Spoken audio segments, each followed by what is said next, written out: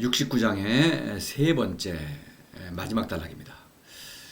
화 막대여 경적 기상오보 적을 가벼이 여기는 것보다 큰 화가 없으니 적을 가벼이 여긴다면 아마도 나의 보물을 잃을 것이다. 묘한 얘기를 하고 있습니다. 이 화라는 것은 이제 재앙인데 가장 큰 재앙은 죽음이죠. 근데 여기서는 이제 사사로움에 굴복하는 것이죠. 거짓자입니다. 이것은 신적 생명의 죽음이니까 동물적 생명의 이 죽음 그런 그것보다 훨씬 큰 죽음이죠. 그러니까 훨씬 큰 재앙입니다. 그렇죠? 크나큰 재앙이라는 것이죠. 재앙이라는 것은 아직 그것이 닥치지는 않은 것입니다. 그렇죠? 그러니까 나쁜 일이 닥치지는 않은 거예요. 앞으로 그렇게 될 것이라는 것이죠. 그래서 사사로움이지만 도를 실천하고 도를 담기만 한다면은 생명을 얻을 수가 있죠. 그러니까 이 재앙에서 벗어날 가능성은 있는 것입니다. 그런 종류의 재앙인 것이죠. 그래서 이제 이 화라는 글자가 몇 번 나왔으니까 되짚어 보겠습니다. 화 막대여 부지족 할 때 이것은 이제 이 만족할 줄을 모른다. 이것은 이제 무욕의 만족을 모른다. 이런 의미에서 이제 사사로움을 가리키는데 이제 재물의 유혹을 강조하고 있는 것입니다. 그에 비해서 여기서 경적은 이제 뒤에 말씀드리겠습니다만은 학문의 유혹을 말하고 있는 것입니다. 그런 뜻이고 58장에서도 화해 복지소의 복해 화지소복 이랬어요. 화와 복이 돌고 돌죠. 하사는 일이 잘 풀리면 이제 복이고 일이 안 풀리면 화. 말하자면 이건 행복과 불행이죠. 하사는 또 죽음도 이까지 이제 죽지도 않죠. 미신으로 죽음의 이 얘기를 사후의 스토리를 꾸며내가지고 사후에도 화와 복이 막 이제 있죠. 그런 것입니다. 근데 이런 종류의 화와는 근본적으로 다르죠. 그러죠? 근본적으로 신적 생명이 내가 죽는 사건, 그러죠? 자아가 소멸하는 사건, 그것을 말하고 있는 거예요. 이런 화복, 세상에서 흔히 말하는 화와는 다르다. 아주 크나큰 재앙이다. 이 얘기입니다. 근데 이제 적을 가벼이 여긴다. 적이 있죠. 이 적이라는 것은 이것은 이제 생명을 위협하는 적이죠. 세 개의 적이 있죠. 삼보에 하나라도 잃으면은 죽는 것입니다. 그래서 세 개의 적, 자, 검, 불가미, 천하선 그 세 개의 적이 그 삼보의 적은 권력, 학문, 사사로움이죠. 그런데 학문 대신에는 이제 명예라고 그래도 되죠. 전에 말씀드린 적이 있습니다. 학문은 명예를 우선 추구하죠. 물론 사사로움에 기초하고 권력을 추구하지만 그러나 우선 명예, 권력, 재물, 그 다음에는 이제 사치방탕이죠. 이렇게 되죠. 그래서 명예, 그 다음에 이제 사사로움 대신에 이제 재물이라고 해도 상관없죠. 재물은 사사로움의 이제 지표, 바로미터가 되니까 그렇죠. 그래서 이제 세 개의 적이 있습니다. 그 중에서 가장 끈질기고 어떤 교묘한 적, 학문입니다. 이 학문, 이것은 왜 그러냐 하면은, 전에도 또 물론 말씀드린 적이 있어요. 이 학문. 사람은 지성이 높은 존재입니다. 그러니까, 바로 높은 지성은 좋죠. 높으면 좋은 것인데, 바로 그것 때문에 사사로움을 만들어낼 수밖에 없죠. 그죠? 그건 다시 말씀 안 드리겠습니다. 그리고 이제 학문은 그래서 재물을 추구하고 또 명예를 또 물론 당장은 추구하죠. 또 권력을 추구합니다. 그래서 이 성인도 물론 지성이 높은 존재죠. 그러니까 이 학문에 굴복하고 싶은 어떤 그런 충동이 생긴다 이런 얘기예요. 또 성인은 선비죠. 선비계급, 지식계급 아닙니까? 그러니까 41장에서 상사, 중사, 하사를 얘기했죠. 그러니까 선비 지식계급은 도덕경을 읽는 사람들은 지식계급이라고 볼 수 있죠. 일단은 그러니까 그 사람들은 뭔가 이성적지에 학문으로 문제를 해결하려고 하는 그런 충동이 있는 것이죠. 왜냐하면 학문이라는 것은 출세의 도구죠. 이런 명예, 권력, 재물이라는 것을 약속하는 그런 것이기 때문에 아주 끈질기게 도를 학문으로 어떤 변질시키려는 그런 어떤 충동을 맞닥뜨리게 된다. 내 안에서 일어나는 충동이에요, 이것은. 그래서 경적이라고 할 때에는 이것은 학문을 가리키는 것입니다. 학문보다 큰 화가 없다. 학문은 왜냐하면 이것은 이 진리라고 주장을 해요. 죽음인데도 불구하고 모든 걸 반대로 착각하는 것입니다. 죽는 것을 사는 거라고 주장하고 거짓을 진리라고 주장하고 그거를 포장하는 것입니다. 또 그렇죠. 죽음을 또 회피하고 신을 미신의 우상을 미신의 대상인 우상을 신이라고 주장하고 이렇게 교묘한 그 속임수를 부리는 거예요. 그래서 이 경적 학문이야말로 가장 큰 어떤 유혹자다. 그렇죠. 자, 63장에서 다이필단한 학문의 유혹에 굴복하는 경우에 이런 일이 난다. 도는 쉽죠. 본성을 따르는 일이니까 쉽습니다만은 그러나 무의 도라는 것은 무의 운동이죠. 비가시적인 운동입니다. 그래서 이 의심이 일어나기 쉬운 것입니다. 왜냐? 학문이 이루는 일은 가시적이죠. 뭔가 사람을 어떤 도를 내가 설득하고 또 어떤 강요하기도 하고 그렇죠. 이런 식으로 해서 뭔가를 주고받고 하면은 일이 잘 풀리는 것 같다 이런 얘기예요. 그게 다이입니다. 그래서 그것이 그러면 반드시 다난이다. 어려움이라는 건 가장 큰 어려움은 죽음인데 다난이라고 한 것은 죽음의 전조, 뭐 다툼, 미움, 질투, 뭐 그다음에 범죄, 도둑질, 강도, 뭐 살인, 전쟁 이렇게 큰일이 일어나는 것이죠. 처음에 가벼이 다이라고 하는 것은 학문에 굴복하기가 쉽다. 근데 학문이라 한번 굴복하면은 점점 이제 학문에 뭐 이제 내가 사로잡혀 가지고 이런 어려움은 죽음이라는 것은 해결할 수 없죠. 학문으로는 결코 거짓말은 지어내죠. 죽음에 관해서 해결할 수는 없는 것입니다. 65장에서 이지치구 국지적 할 때 이 국은 이제 물론 현동이죠. 현동을 학문으로 다스리는 것은 나라의 도적이다. 그렇죠. 내가 학문에 스승이 학문의 유혹에 굴복하면은 나도 죽고 제자도 스승을 믿고 그냥 학문을 따라가는 것이죠. 그러면 다 죽는 것입니다. 자타공멸이죠. 바로 학문의 유혹을 말하고 있는 내용이었죠. 학문의 유혹을 말하는 내용은 도덕경에 뭐 매우 많죠. 그 다음에 경적 기상어보. 그래서 경적이 중요하죠. 학문의 유혹이 너무나 강력하기 때문에 경적이란 말로 이제 연결을 하고 있죠. 그래서 저걸 가벼야겠다면 학문에 굴복한다면 아마도 나의 보물을 잃을 것이다. 그런데 이 기라고 하는 것도 그냥 의미 없이 쓰인 것은 아니죠. 아마도라고 하는 것은 뭐 보물을 잃을 수도 있고 안 잃을 수도 있다 뭐 이런 의미지만 이것은 개개인이 오버하니까 나의 보물. 나의 보물이라는 것은 노자의 보물이죠. 성인은 누구나 나의 보물입니다. 삼보라는 것은 저기 있는 보물을 뭐 내가 가져오는 것이 아니라 이것이 나 자신이에요.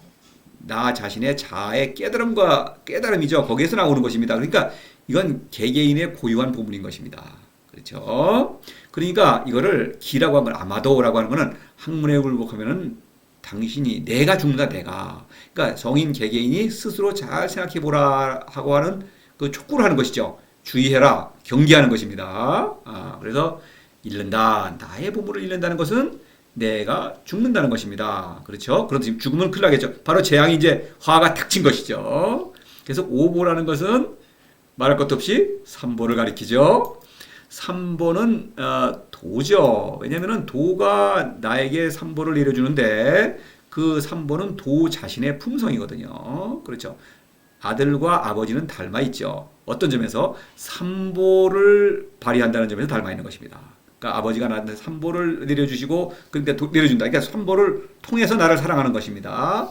덕이라는 것은 또 삼보를 발휘하는 일이죠. 그러니까 이거 성인입니다. 도. 그러니까 삼보를 잃는다는 도를 잃는다. 도와의 부자 관계가 끊어지는 것이요. 덕이라는 것은 덕을 잃는다는 것은 아들 자격을 잃는 것입니다. 그렇죠. 그러니까 결국 삼보, 도, 덕 같은 얘기죠.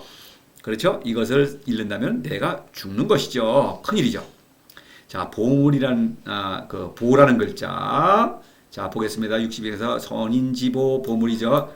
그 같은 것입니다. 그거를 지금 되짚어 보는 것입니다. 아유삼보, 그렇죠. 이 복명활상 지상활명 이거 제가 여러 번 인용했습니다만 이 삼보라는 관점에서 한번 보겠습니다. 그래서 복명활상 도의 명령으로 돌아왔다고 하는 것은 뭐겠습니까? 도와 부자 관계를 잘 맺으면서 그거를 발전시키고 있다 이런 얘기입니다. 그래서 상이라는 것은 늘이란 뜻이죠. 성인의 삶 자체가 바로 삼보를 발휘하는 일이다. 삼보는 늘 발휘하고 있는 것입니다. 삶 자체가 삼보다. 도이자 덕이니까. 그렇죠? 그런 뜻입니다. 이것은 도에서 내려오는 나의 고유한 자아의 깨달음이기 때문에 이것은 남과 비교할 수가 없는 거예요. 그렇죠? 비교 불능이죠. 나는 나의 고유한 삶을 사는 것입니다. 그래서 제가 이거를 무의 운동으로부터 오는 나의 고유한 삶이다 이렇게 이제 얘기를 했습니다. 그래서 이 지상활명, 이 상을 하는 것은 초이성적 지혜죠. 도에서 내려오는 지혜입니다. 이것은 그렇죠. 자, 상오보는 죽음입니다. 그렇죠? 이 학문의 유혹, 이거 강렬한 것이죠. 22장을 한번 음미해 보겠습니다. 곡즉전 왕즉직.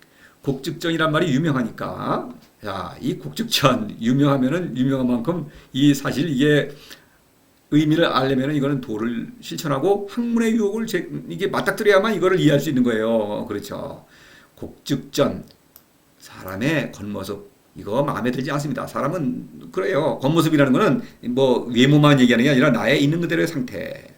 마음에 들지 않는다. 완전하다 그런데 그것은. 왜냐면은 바로 삼보, 도에서 내려주는 삼보를 발휘함으로써 완전한 것입니다. 삼보를 받아들이고 그걸 발휘하는 거예요. 도와 부자관계를 맺고 있기 때문에 완전한 것입니다. 그것 때문에. 근데 하사에게는 이 마음에 들지 않는 것입니다. 사람이. 그렇죠? 그래서 그거를 피는 거예요. 굽어졌다고 피고 펴가지고 그러면 펴서 이제 용도에 맞게 여러 가지 인재를 이제 양성해서 적재적소에 배치한다. 그러면 참 쓸모 있는 인간이 되는 것이죠. 그건 죽어 있어요. 그래서 학문은 매력적이다 이겁니다. 이거는 매력적이지 않아요. 내적인 아름다움. 이거는 외적인 아름다움이에요. 근데 그래서 마치 죽는 일이 사는 것처럼 보이고 사는 일이 죽는 것처럼 보이는 것입니다. 그래서 이 삼보를 잃기가 쉬운 거예요. 학문에 의해 굴복하기가 쉬운 것입니다. 그렇죠? 부도조이 이런 말이 있죠. 그래서 도에서 벗어나면은 죽기 전에 이미 죽은 것입니다. 그러니까 재앙이 이게 닥친 거예요. 그러니까 빨리 어떤 학문에 굴복하면은 이거는 벌써 죽은 것입니다. 그러니까 이거를 빨리 도를 또 사랑함으로써 그 유혹을 이겨내야겠죠. 사사로움이 소멸되면 사실 도에 대한 의심이죠. 의심이 소멸되면 학문에 대한 충동이 사라지는 것입니다. 그거는 거짓이라는 걸 꿰뚫어 보는 것이죠. 통찰하게 되는 것이죠. 이런 얘기입니다. 자, 그래서 고항병상가 애자성의 이게 연결이 되겠는데 이제 나누어서 보겠습니다.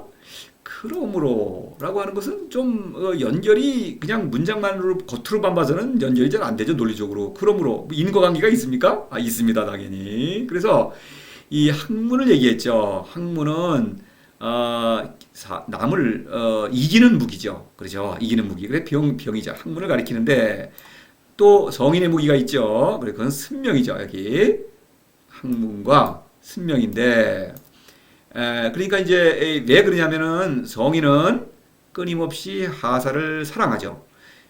그래서 이제 이 항병은 그러니까 그러므로 둘이 무기를 그래서 둘이라고 하는 것은 성인과 하사 또는 대국과 소국이죠. 성인의 무기는 승명이요 하사의 무기는 학문이죠. 이것입니다. 바로. 그러니까 학문의 유혹을 얘기한 다음에 그럼에도 불구하고 성인은 하사를 끊임없이 사랑해야겠죠. 대국은 소국을 사랑해야겠죠. 그러니까 이때 마치 이렇게 두 무사가 칼로 대결하는 것처럼 이런 사태가 일어난다. 성인이 하사를 사랑하지 않는다면 서로 무기를 맞댈 일이 없습니다. 그리고 가만히 있으면은 하사가 자기 일에 간섭 안 하니까. 근데 성인이 도를 권유한다 이겁니다. 그러면 하사는 그에 저항한다. 그 공격을 하는 것이죠. 성인은 사랑하는데 하사는 공격한다. 성인은 공격한다. 이런 이 사태가 일어나는 것입니다. 성인이 사랑하지 않는다면 이런 사태가 일어나지 않죠. 성인은 끊임없이 사랑한다. 그러므로라는 건 그거예요. 그러므로 성인은 이 하사를 그렇죠. 학문의 그 어리석은 지혜를 따르고 있는 하사를 사랑하지 않을 수가 없죠. 소국의 백성 사랑하는 것 마찬가지 얘기죠. 소국의 백성을 사랑한다. 자, 그 사랑하는데 이것은 이제 이런 거예요. 사랑하는 모습을 좀 보겠습니다. 그래서 이제 부유부쟁고 천하 망능여지쟁 22장에서 이제 곡즉전 왕즉직을 얘기하면서 학문의 유혹을 얘기하는 것이죠. 그래서 내가 다투지 않으므로 그러므로 천하는 내가 사사로움이 없기 때문에 천하 망능여지쟁은 학문과 겨루지 않는다. 학문은 남과 교를 요구하죠. 그러니까 사랑하되 사사로움이 없기 때문에 학문에 굴복하지 않는다. 이런 얘기입니다. 다툰다면은 굴복하게 되죠. 학문에. 그리고 같은 몫을 가지고 다투는 것이니까 이런 얘기입니다. 빈이정승모 암놈이죠. 그러나 암놈은 무의에 고요함으로써 수컷을 이긴다. 이것은 무의의 고요함이라는 것은 끊임없이 사랑하기만 한다. 그리고 어떤 감동을 준다는 것이죠. 그러면 하사는 승모라는 것은 하사가 이성을 회복해서 이성적 판단력을 회복해서 도를 실천하는 것입니다. 그러면 승리죠. 새로운 성인이 탄생했으니까 이런 얘기입니다. 자, 이러한 사랑이에요. 선승적자 불효. 여기서도 적인데 학문이 적인데 이거는 내 안에서 일어나는 학문의 충동을 이기는 것입니다. 상대방을 이기는 게 아니에요. 그러니까 이렇게 잘 이기려면 하사를 이기려면 상대하지 않는다. 상대하면 싸우기 전에 지는 것입니다. 그렇죠? 도를 학문으로 변질시키면 벌써 지는 것이죠. 이런 얘기입니다. 그러니까 하사를 사랑하되 결코 도를 학문으로 변질시키지 않는다. 도를 이론적으로 설득하려고 한다거나 또는 뭐 강요한다거나 뭔가 다른 뭐 유인을 준다거나 뭐 이런 식으로 해서 하지 않는다. 이런 얘기입니다. 자, 그러면 무기를 맞대고 이거는 이제 승명과 학문이죠. 공격을 하는데 이제 이 무기라는 거를 이제 여기 보면은 진무병이라고 그랬죠. 성인은 무병이죠. 그런데 또 병이 있어요. 그러니까 이 비유라는 것은 맥락에 따라서 이게 달리 쓰는 것입니다. 그래서 이거는 뭐 도덕경에서는 자주 그렇게 합니다. 글자만 가지고 이거는 늘 뭐 학문이다. 그건 아니죠. 앞에서 31장을 참고해 보겠습니다. 요 관련해 가지고 부가병자 불상지기. 요거는 가병은 학문이죠. 병자 불상지기는 이거는 승명입니다. 그렇죠? 불상직이죠. 둘 다 재수 없는 물건이다. 죽는 물건이다 이거예요. 무슨 얘기냐면은 학문은 성인이 보기에는 죽는 물건이죠. 이 얘기죠. 또 승명은 하사가 보기에는 죽는 물건이에요. 재수 없다 이거죠. 왜냐면은 이거는 출세도 못하게 하고 그렇죠. 이거 뭐 경쟁에서 지면은 이거 사는 걸 포기한 거 아닙니까? 그런 의미죠. 무기는 무기입니다. 그래서 항병 무기를 맞대고 있는 것이죠. 그런데 학문은 남을 공격하는 무기지만 승명은 사랑하는 무기죠. 바로 그것입니다. 그래서 존행 가인 바로 성인은 존행이죠. 지금 존이라는 것은 도를 가리키죠. 도의 아들이죠. 도의 아들은 아버지와 함께 일하고 있습니다. 길을 통해서 늘 아버지와 함께 일하고 있죠. 그래서 이런 삼보, 존행이라는 건 삼보를 발휘해서 사랑하는 것입니다. 그렇게 하니까 감동을 준다. 끝없이 감동을 준다. 하사가 아무리 공격하더라도 일방적으로 사랑하기만 한다. 왜냐? 제발 하사가 이성을 회복해서 이성적 판단력을 회복해서 나의 한계를 알고 이성적 지혜로는 안 된다. 그럼 그 한계를 뛰어넘어서 도를 사랑하고 도와 부자관계를 맺기를 끊임없이 권유하는 것입니다. 이게 감동을 시킨다. 이런 얘기입니다. 혹하이치. 요거는 반대. 이제 성인이 학문에 굴복하는 경우 이걸 말하고 있는 거예요. 대국이 소국을 이렇게 만약 대국이 소국을 공격하여 취한다면 바로 그거예요. 성인이 학문에 굴복하는 경우 그러면 결과는 형편없죠. 성인이 이미 하사로 변질됐으니까 하사가 성인을 따라서 도를 신철한 도를 맞다 이렇게 납득을 한들 그것은 이미 학문입니다. 도가 아니라 학문이에요. 그러니까 그냥 둘 다 소국으로 변한 것이죠. 이런 거예요. 안 된다. 학문에는 그 도를 학문과 뒤섞으면 절대 안 된다. 이런 얘기를 하고 있는 것입니다.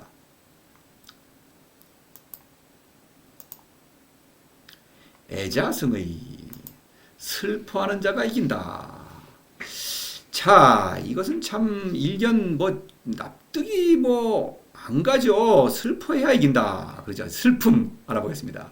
이 슬픔이라는 것, 이거는 죽음이죠.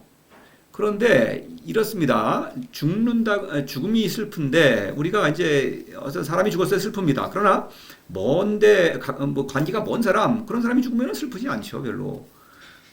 그러나 가까운 어떤 가족이나 이런 사람이 죽으면 슬프죠. 가까울수록 슬픕니다. 나하고 아주 어떤 관계가 깊을수록. 이 물건도 말이죠. 아주 중요한 물건을 잃으면 슬픕니다. 예를 들어서 집에 불이 탔다거나 큰 어떤 재산이 축났다거나 그러면 슬픕니다. 그럼 눈물을 흘려요. 그때도 실제로. 그렇습니다. 그래서 이 죽음이라는 것은 슬픔은 죽음에 대한 감정인데 사실은 나의 죽음에 대한 감정입니다. 근데 내가 죽었을 때에는 슬퍼할 수가 없죠. 내가 없으니까요. 그래서 나와 가까운 사람 또는 어떤 중요한 물건, 나와 어떤 나를 투사할 수 있는 그런 대상이 죽었을 때 슬픔을 느끼는 것입니다. 그래서 이 슬픔은 기본적으로 나의 죽음을 슬퍼하는 거예요. 그것을 어떤 사람이나 중요한 사람이나 물건에 투사하는 것입니다. 이 얘기는 31장에서 한 적이 있어요. 그래서 살인지 중 이 애비 흡지. 그래서 이제 전쟁이 끝나고 나면 이제 하사의 애민치국을 말하지만 전쟁 얘기도 와도 같죠. 전쟁은 끝나고 나면 사람을 죽였죠. 그러면 이제 피하 간에 살아있는 사람이 사실 전쟁에서 이긴 거나 마찬가지죠. 전쟁에서는 죽지 않으면 그 좋은 거 아닙니까? 죽으면은 우리 편이 이긴데 무슨 소용이 있습니까? 내가 죽었는데. 그렇죠. 그게 살인지죠. 그러니까 살아있는 사람들이 슬픔과 비통으로, 이렇게 비통의 심정으로 그들을 죽은 사람들을 위해서 눈물을 흘린다. 그렇죠? 근데 애와 비는 다르죠. 31장에서 설명했습니다만 다시 보겠습니다. 비라는 것은, 비부터 보겠습니다. 비라는 것은 나와 죽은 사람을 가르는 것입니다. 구별하는 거예요. 왜냐면, 저 사람이 죽고 나는 살아있죠. 그러니까 내가 살아있는 거에 대한 안도가 맵니다. 그리고 저 사람에 대한 어떤 자비심이죠. 비라는 거는. 그러나 이것은 안 됐다. 죽어서 안 됐다는 것이죠. 이것은 악어의 눈물이죠. 내가 살아있으니까 저 사람이 죽은 것입니다. 내가 살아있으면 저 사람을 죽인 거죠. 그렇죠. 그런 얘기입니다. 그런데 이 애라는 것은 죽은 사람과 나를 동일시해서 그 나의 죽음을 슬퍼하는 것입니다. 왜냐하면은 사실 전쟁에서 죽고 사는 것은 우연이 아닙니까? 그러니까 이거 나도 죽을 수 있었던 것이죠. 그러니까 죽은 사람을 보면서 나도 죽었다. 죽을 수도 있다. 슬픈 것이죠. 사실은 사람은 누구나 죽죠. 그래서 자신의 죽음을 그 죽은 사람의 투사해서 슬퍼하는 것입니다. 이 애는 나의 죽음을 조상하는 것이요. 이 비는 연민의 정을 느끼는 것이지만 악어의 눈물이죠. 죽이고 나서 슬퍼하는 것입니다. 자, 이런 얘기죠. 여기서 지금은 애를 가리키는 것이죠. 죽음을 슬퍼하는 것입니다. 육신의 생명이 죽으면 슬프죠, 당연히. 그렇죠. 그걸 한번 보고, 그 다음에 강량자 부득기사 이런 말이 있어요. 이것은 물의 배가 고집 피우지 않으면 안 죽는다. 네 제명에 못 산다. 이거는 이제 그래서 이제 물의 배는 그냥 강자한테 굴복해가지고 천수를 누린다. 이런 얘기인데 하사에게 고집을 피우면은 그 죽음을 얻지 못한다. 이런 얘기죠. 기사. 성인은 득기사입니다. 근데 하사는 그 기사를 그 죽음 부득기사죠. 그렇죠. 여기서 기사는 사사로움을 가리키는 것입니다. 사사로움이 죽어야만 현이 신적 생명이 사는 것이죠. 그래서 성인은 사사로움의 죽음을 얻은 다음에 신적 생명으로 살아있죠. 하사는 고집을 피우면 사사로움을 죽이지 못하니까 신적 생명으로 살지 못한다. 이런 의미를 내포하고 있는 것입니다. 이 문장은 물의 배를 비유하면서 하사에게는 이런 말을 하고 있는 거예요. 자, 그러면 이 죽음은 이 앞에 육신의 죽음보다는 훨씬 큰 사건이죠. 아주 슬퍼해야 마땅하죠. 그런 얘기를 하는 거예요. 지금 제가 말하고 싶은 거는. 자, 슬픔이란 애라는 표현은 간접적으로 55장에서 또 나온 바가 있습니다. 봉체, 회사, 불속할 때 희로애락이죠, 이거. 간단히 보겠습니다. 여기 밑에. 이거 앞서서도 인용한 적이 있습니다. 중용. 희로애락 지미발 리지중 발이계중절 미지화 이래서요. 그래서 이제 뭐 뒤에 내용은 그렇고 공자 또는 유가 하사 제자백가죠. 이런 사람들이 생각하는 희로애락은 희라는 것은 내 몫이 생기면은 더 늘어나면 기쁘고 로라는 것은 내 몫이 뺏기면은 그 빼앗아간 대상에 대해서 분노하는 것이죠. 이 세상에 대해서 분노하고 애라는 건 슬픈데 이건 일이 잘 안 풀리는 것입니다. 그냥 그죠? 중요한 것을 잃었다. 이게 불행한 것이죠.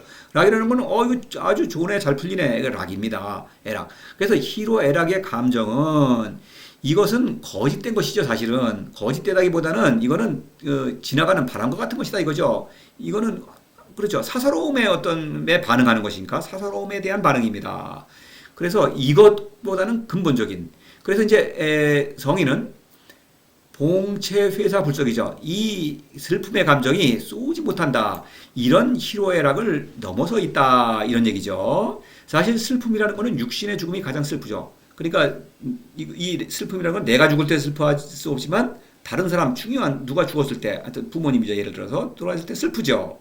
그런 슬픔보다 뛰어넘는 슬픔입니다. 이게 나의 죽음이라는 거예요. 그걸 말하려고 하는 것입니다. 이 여인은 뭔가를 어떤 상실감에 젖어서 슬퍼하고 있습니다. 그렇죠? 그런데 어떠한 것을 대해서 슬퍼하든 간에 그런 슬픔보다 더 큰 슬픔, 지금 애는 그거를 말하고 있는 것입니다. 신적인 생명의 죽음, 또는 자아의 상실, 그것을 말하고 있는 것이에요. 그것을 겪은 다음에 이긴다는 거예요. 자, 보십시다. 다시 한번 보겠습니다. 이 애자성의 이거 아주 의미가 깊은 문장입니다. 이거 사실 그냥 봐서는 모르겠죠. 저도 이거 처음에 봐서는 도저히 납득이 안 가고 이거 노자가 이거 잘못 쓴 거 아닌가 이런 생각을 했었어요. 근데 이거는 너무나 깊은 의미를 가진 얘기입니다. 자, 현덕을 보십시다. 현덕. 현덕은 사사로움을 버리고 도를 사랑하는 덕이죠. 무지의 덕입니다. 새로운 성인이 이 도를 사랑합니다. 그러면은 이것은 사사로움. 사사로움은 이건 나입니다. 거짓자도 나죠. 그러니까 나를 잃는 슬픔을 겪는 것입니다. 슬픈 것입니다. 그것은. 그렇죠. 내가 죽었기 때문에. 바로 그거예요.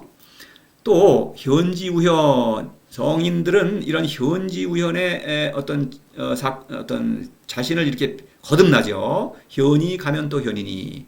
다시 말하면 어떤 의심이 생길 때 그거는 사사로움이 내 안에서 준동하는 것이죠. 그 의심을 이제 무지무역을 통해서 해소를 합니다. 해소를 하면은 유혹을 이겨내는 것이죠. 권력, 학문, 재물 이런 것들의 유혹을 이겨내면 현이 새로워지는 것입니다. 그러면 이 옛자가 죽고 새로운 자로 거듭나는 것입니다. 이거는 죽음이에요. 죽음. 그렇기 때문에 죽은 다음에 승리를 하는 것입니다. 그러니까 성인은 이런 슬픔과 승리의 기쁨을 계속 누리는 사람입니다. 현지우연의 생명운동입니다. 생명운동은 그냥 생명에서 생명으로가 아니라 죽고 다시 살아나는 것입니다. 그래서 또 슬픈 것입니다. 자, 그래서 성인들은 사이불망자수, 죽어도 사라지지 않는다. 자아가 소멸하지 않는다. 그래서 수라는 것은 신적 생명으로 육신의 생명을 넘어서서 살아있다 이런 뜻이죠. 뭐 다시 설명할 필요가 없겠죠. 이런 얘기입니다. 그래서 슬퍼해야만 이기는 것입니다. 지금 성인과 하사가 서로 맞대고 있습니다. 겨루고 있습니다. 성인도 슬퍼해야 이기고 하사도 슬퍼해야 이긴다. 성인도 슬퍼함으로써 현지우연의 운동을 일으키면서 살아있죠. 하사는 현덕으로 그렇죠. 옛 어떤 사사로움 거짓 자아를 버리고 새로운 신적 자아로 살아있죠. 그래서 둘 다 이기는 것입니다. 슬퍼하지 않으면 이길 수가 없는 거예요. 바로 그 얘기를 하는 것입니다. 그러니까 사람은 이래요. 이 봉치회사 불석을 다시 말씀드리면 이 독뱀이죠. 이 슬픔입니다. 그래서 노자가 이렇게 이제 어떤 독뱀으로 이걸 비유한 것은 사람은 누구나 독뱀에 물려 있는 것입니다. 죽음이 예약된 거예요. 그래서 이 슬픔은 늘 슬퍼해야 마땅한 것입니다. 사실은. 그래서 이 슬픔은 왜냐면 이제 사람은 누구나 죽음이 예약돼 있죠. 그 예약된 죽음이 그냥 거기 있는 한에는 사는 게 아닌 것입니다. 사는 게 아무 의미가 없는 거예요. 그렇죠. 모든 하는 일이 무의미한 것입니다. 그러니까 이 죽음의 문제를 해결하지 않으면 인생 자체가 슬픈 거예요. 사실은.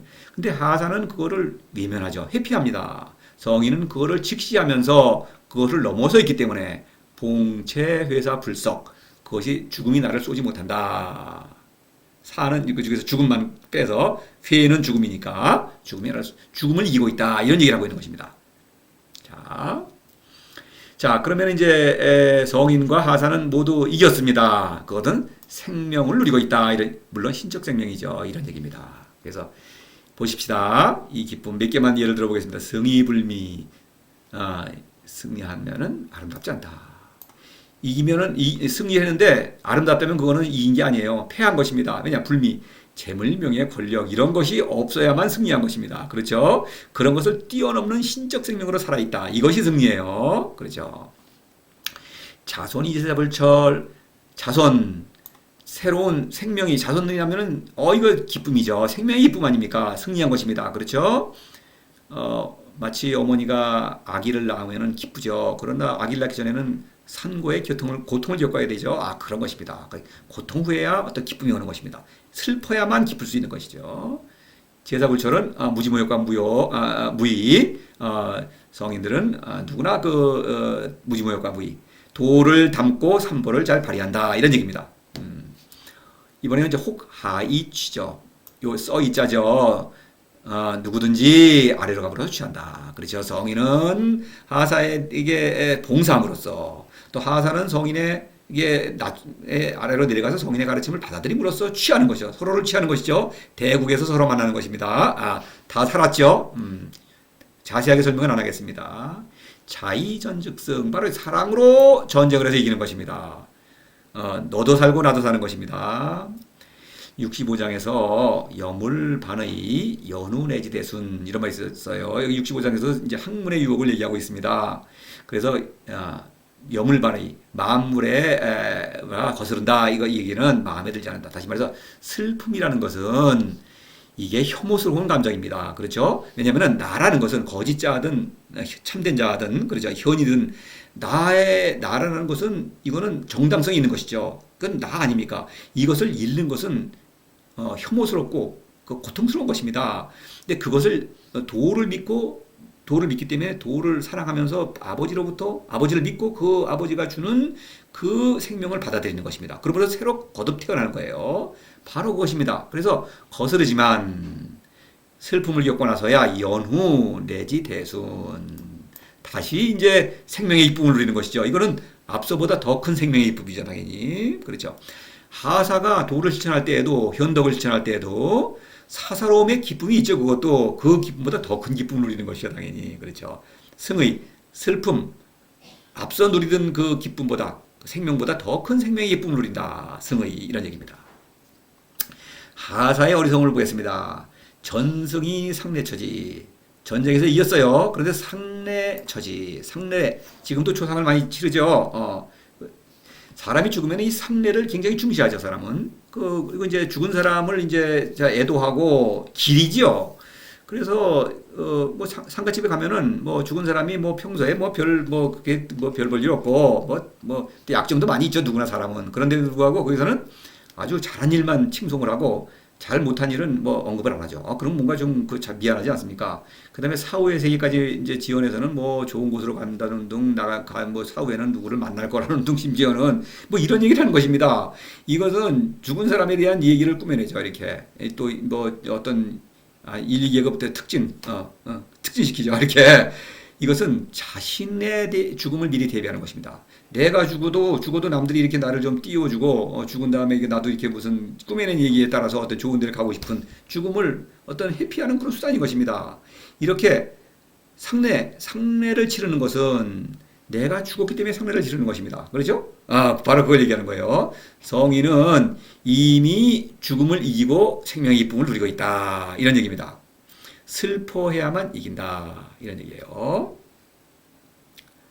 자, 이 도는 일반적인 세상의 상식과는 너무나 다른 것입니다. 그래서 이 슬픔이라는 것은 실제로 도를 실천하는 과정에서 눈물을 흘리는 그런 일이 있지요. 그것은 뭐냐면은 어떤 상실감과 동시에 기쁨의 눈물이죠. 우리도 지금 뭐 일반 어떤 다른 사건에서도 큰 기쁨이 있을 때 눈물을 흘릴 때가 있죠. 그것입니다. 그래서 그거는 어떤 상실감에서 벗어나는 그 감정이죠. 그런 것입니다. 그래서 그런 어떤 이 슬퍼함으로써 이긴다. 이것은 정말 납득이 안 가는 것이죠. 이제 하사로서는. 예수도 그런 말을 한 적이 있죠. 진복팔단이라고 하나요? 산상수인가 거기 나오는 진복팔단 흔히 말하는 두 번째인가요? 슬퍼하는 사람은 행복합니다. 그들은 위로받을 것입니다. 이거 잘 이해 갑니까? 안 가죠. 그거 잘 생각하는 사람이 없는데 바로 같은 사태를 말하고 있는 것입니다. 뭐 그거는 따로 말씀드릴 필요가 없겠죠. 자, 69장 모두 마치겠습니다. 자, 또 70장에서 뵙겠습니다.